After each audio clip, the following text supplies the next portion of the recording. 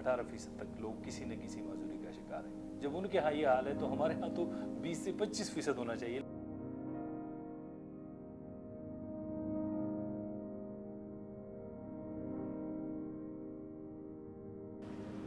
उन्होंने ये हमसे पक्का वादा किया था कि डिसेबिलिटी बिल हम पास करेंगे।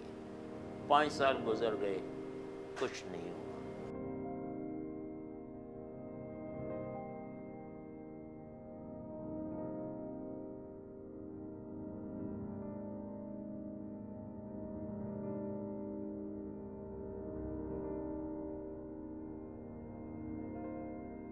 अब हमने ये फ़ैसला कर लिया कि वो जो आखिरी उम्मीद की किरण थी वो भी ख़त्म हो गई।